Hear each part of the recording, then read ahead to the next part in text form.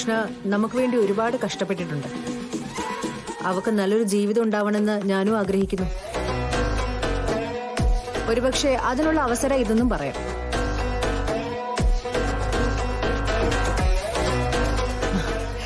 കൃഷ്ണയുടെയും ശ്രീനിവാസ കണ്ടെത്തിയ ആ പയ്യന്റെയും വിവാഹം നടന്നാല് അതോടെ കൃഷ്ണയുടെ ജീവിതം രക്ഷപ്പെടില്ലേ?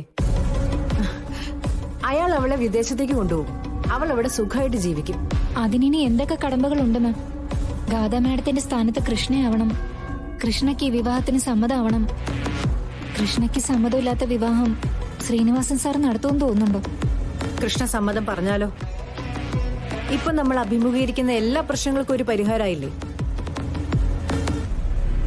അല്ലെങ്കിൽ പേടിക്കണം. ഗാഥ കാത്തിരിക്കുന്ന നവീൻ മനസ്സിൽ ഇഷ്ടത്തോടെ കാത്തിരിക്കുന്നത് കൃഷ്ണയെയാണ്. എത്ര കാലം നമുക്കിതൊക്കെ മൂടി വെക്കാൻ പറ്റുമെന്ന് അറിയില്ല. ഒരു ദിവസം എല്ലാം പുറത്തറിയും. അന്ന് എന്റെ മോള് നവീന്റെ ജീവിതത്തിന് പുറത്താവുകയും ചെയ്യും. അത് സംഭവിക്കാൻ പാടില്ല. നവീനും ഗാഥയും ഒന്നിച്ച് ജീവിക്കണം. ശ്രീനിവാസ് കണ്ടെത്തുന്ന ചെറുക്കനുമായിട്ട് കൃഷ്ണ വിദേശത്തും. പറഞ്ഞതൊക്കെ കൊള്ളാം മാം. പക്ഷേ പരിഹരിക്കുന്നത് എങ്ങനെയാണെന്ന് കൂടി പറഞ്ഞോ. നവീനും ഗാഥയും തമ്മിലുള്ള വിവാഹം നടക്കില്ല എന്നുള്ള അവസ്ഥ വന്നില്ലേ? അപ്പോഴല്ലേ ഈ കൃഷ്ണ നമ്മുടെ മുന്നിലേക്ക് വന്നത് തന്നെ. അതിനുശേഷം എത്രയോ തവണ കളരിക്കല് പൂജയും മറ്റും നടക്കുന്ന അവസരങ്ങളില് കൃഷ്ണയെ നമ്മൾ വേഷം കെട്ടിച്ച് അവിടെ നിർത്തിയിട്ടുണ്ട്. ഗാഥയ്ക്ക് പകരം കൃഷ്ണയെ കല്യാണ പെണ്ണാക്കാമെങ്കിലും ശ്രീനിവാസിനെ കൊണ്ട് ഈ വിവാഹം നടത്തിക്കാനും എനിക്കറിയാം. മാം ആഗ്രഹിക്കുന്ന കാര്യങ്ങളൊക്കെ നടക്കട്ടെ. ചില ക്രൂരതകളൊക്കെ ചെയ്യേണ്ടി വരും. അത് നമ്മള് മുൻകൂട്ടി തീരുമാനിച്ച് ചെയ്യുന്നൊന്നുമല്ല. സിറ്റുവേഷൻ നമ്മളെ കൊണ്ട് ചെയ്യിക്കുന്നതാ. കൃഷ്ണ ആദ്യം ചിലപ്പോ ഒന്ന് പ്രതിഷേധിക്കുമായിരിക്കും. പക്ഷെ അത് കഴിഞ്ഞൊന്ന് ഇരുത്തി ചിന്തിച്ച് അവക്ക് തന്നെ മനസ്സിലാവും. അതിനുള്ള പക്വത അവക്കുണ്ട്. എനിവേ ഈ വിവാഹം നടത്താനുള്ള ഒരുക്കങ്ങൾ ഞാൻ ചെയ്യുക. എന്താ മോളെ നീ പറയുന്നേ? അപ്പോ സിതാര മാഡത്തിന് നീ കൊടുത്ത വാക്കോ?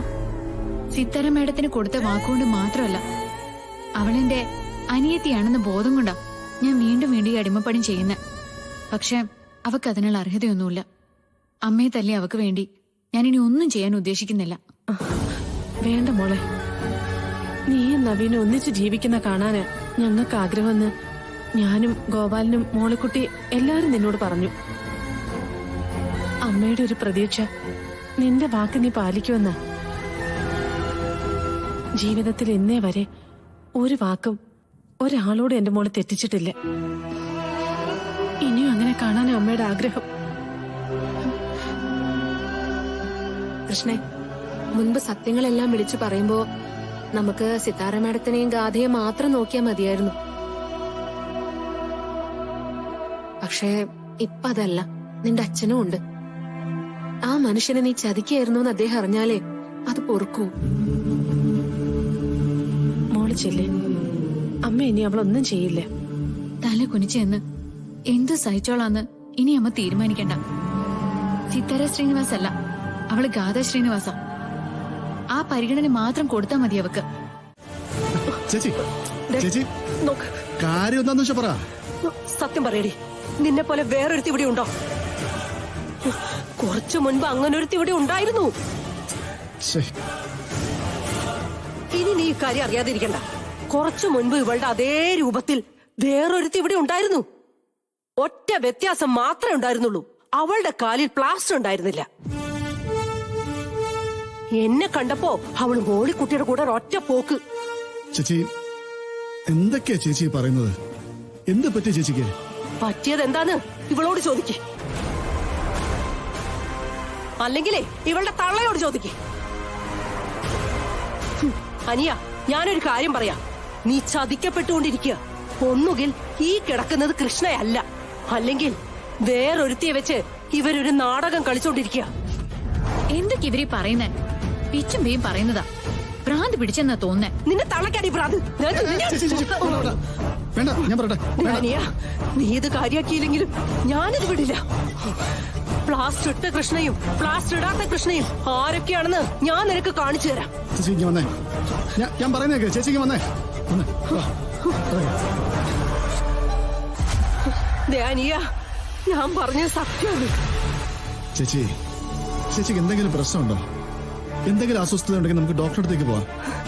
എനിക്കൊരു അസ്വസ്ഥതയും ഇല്ല. ഞാൻ എന്നെ കണ്ണുകൊണ്ട് കണ്ട കാര്യ പറഞ്ഞത്. ചേച്ചി, ആ മുറി കിടക്കുന്നത് എന്റെ മകളാ. അതുപോലെ വേറൊരാളുണ്ടെന്ന് പറഞ്ഞാ അത് മോളിക്കുട്ടി എന്നോട് പറയില്ലേ? മോളിക്കുട്ടി അടക്കം എല്ലാവരും നിനക്ക് വിശ്വാസം ഇല്ലാത്തത് എന്നെ മാത്രാണ്. ചേച്ചി മുറി ചെന്ന് ഒന്ന് കിടന്ന് ഉറങ്ങ. ചിലപ്പോ കുറച്ച് ഉറങ്ങി കഴിയുമ്പോഴത്തേക്ക് മനസ്സ് ശാന്തവും. അതെടാ, എനിക്ക് പ്രാന്ത. ഇനി അവരുടെ രണ്ടുപേരുടെ ഉപദേശം സ്വീകരിച്ച് എന്നെ കൊണ്ടുപോയങ്ങ് ചങ്ങലക്കിട്. ഒപ്പം നിനക്ക് സമാധാനാവൂല്ലോ. ചേച്ചി, തർക്കിക്കാനൊന്നും എനിക്ക് താല്പര്യമില്ല. ചേച്ചി ചെല്ല്.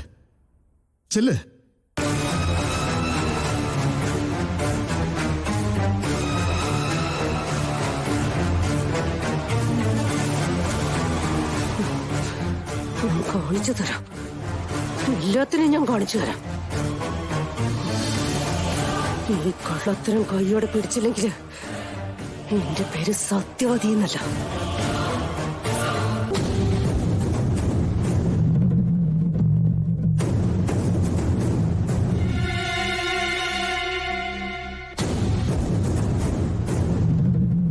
മോളെ, അമ്മായി എന്തെങ്കിലും പറയുന്നത് കേട്ട് മോള് വിഷമിക്കണ്ട. അമ്മായിയുടെ മാനസിക നില നേരെയല്ലേ. അതെന്താന്ന് വെച്ചാൽ ഞാൻ ഡോക്ടറെ കാണിച്ചോളാം.